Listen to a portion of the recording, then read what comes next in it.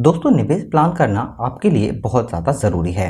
अगर आप समय रहते थोड़े से पैसे भी निवेश करते हैं तो आप अपने लिए भविष्य में एक बड़ा फंड बना सकते हैं।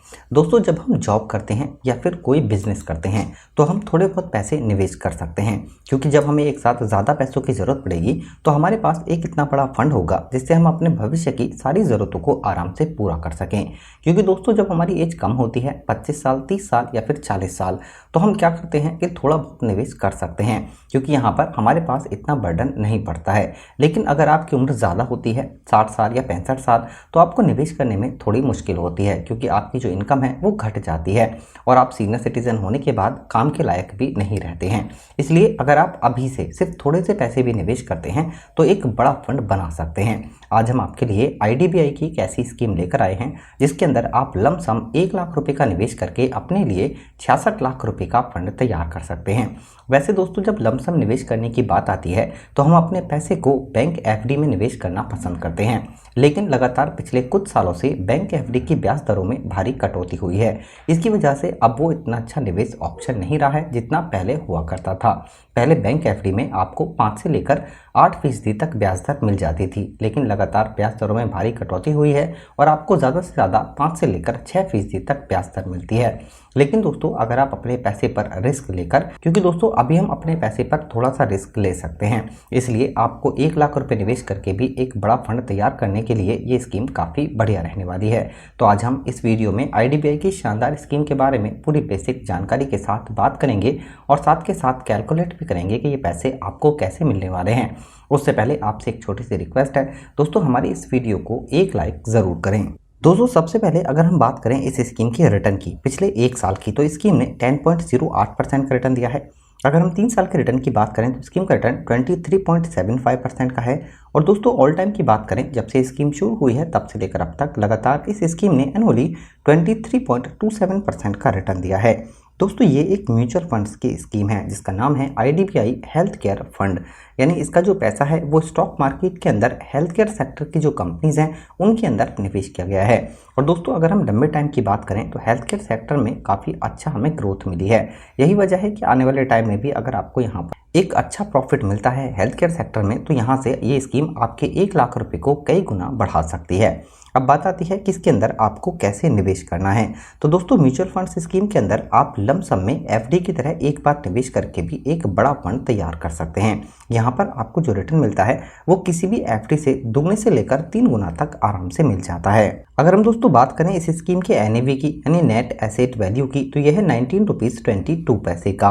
दोस्तों, एनएवी होता है म्यूचुअल फंड्स स्कीम का एक यूनिट प्राइस। जैसे इसके अंदर आपने 1 लाख रुपए का निवेश किया और इसका एनएवी का प्राइस है 19.22 का, तो दोस्तों आपको इसके हिसाब से यूनिट लॉट की जाती हैं। बात की जाए फंड साइज की तो यह है 68 करोड़ रुपए का, यानी इतने पैसे लोगों ने इस स्कीम के अंदर निवेश किए हुए हैं। दोस्तों, अब बात आती है होल्डिंग की कि आपका जो पैसा है वो हेल्थ केयर सेक्टर के किन स्टॉकों के अंदर निवेश किया गया है। तो इसके अंदर Sun Pharma, Divi's lab, doctor Reddy's lab, Cipla, Apollo hospital, Aurobindo Pharma, IPCA laboratory, JB chemicals, जो दोस्तों बेहतरीन कंपनी है हेल्थ केयर सेक्टर की, उनके अंदर आपका पैसा निवेश किया गया है।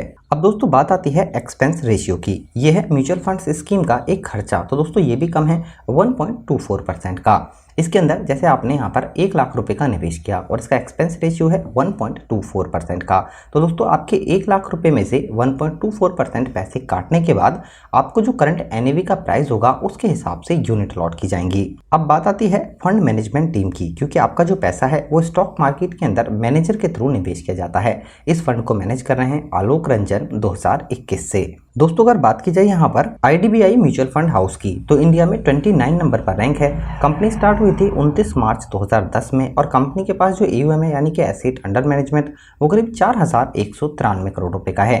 यानी इतने पैसे लोगों ने अलग अलग स्कीमों के अंदर आईडीबीआई म्यूचुअल फंड हाउस के साथ निवेश किए हुए हैं। दोस्तों, ये तो बात हुई स्कीम की। इस स्कीम का ऑल टाइम का जो रिटर्न है वो है 23.27% का।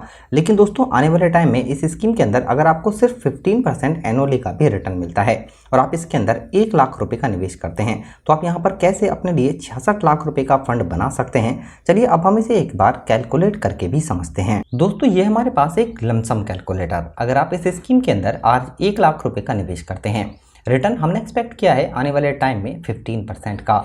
अगर आप इस पैसे को इस स्कीम के अंदर 5 साल के लिए निवेश करते हैं तो 5 साल में आपको एस्टीमेट रिटर्न जो मिलेगा वो 1,01,136 रुपये का होगा।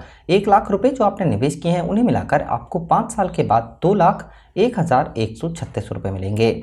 दोस्तों इस स्कीम के अंदर अगर आप इस पैसे को 10 साल के लिए निवेश करते हैं तो आपको एस्टीमेट रिटर्न जो मिलेगा वो 3,04,556 रुपये का होगा। 1 लाख रुपए जो आपने निवेश किए हैं उन्हें मिलाकर आपको 4,04,556 रुपये मिलेंगे। दोस्तों इस पैसे को अगर आप इस स्कीम के अंदर 15 साल के लिए निवेश करते हैं तो आपको एस्टीमेट रिटर्न जो मिलेगा वो 7,13,706 रुपये का होगा। 1 लाख रुपए जो आपने निवेश किए हैं उन्हें मिलाकर आपको 8,13,706 रुपये मिलेंगे। दोस्तों इस स्कीम के अंदर इस पैसे को अगर आप 20 साल के लिए निवेश करते हैं तो आपको एस्टीमेट रिटर्न जो मिलेगा वो 15,36,654 रुपये का होगा। 1 लाख रुपए जो आपने निवेश किए हैं उन्हें मिलाकर आपको 16,36,654 रुपये मिलेंगे। दोस्तों इस पैसे को अगर आप यहाँ पर 25 साल के लिए निवेश करते हैं तो आपको एस्टीमेट रिटर्न जो मिलेगा वो 31,91,895 रुपये का होगा। 1 लाख रुपए जो आपने निवेश किए हैं उन्हें मिलाकर आपको 32,91,895 रुपये मिलेंगे।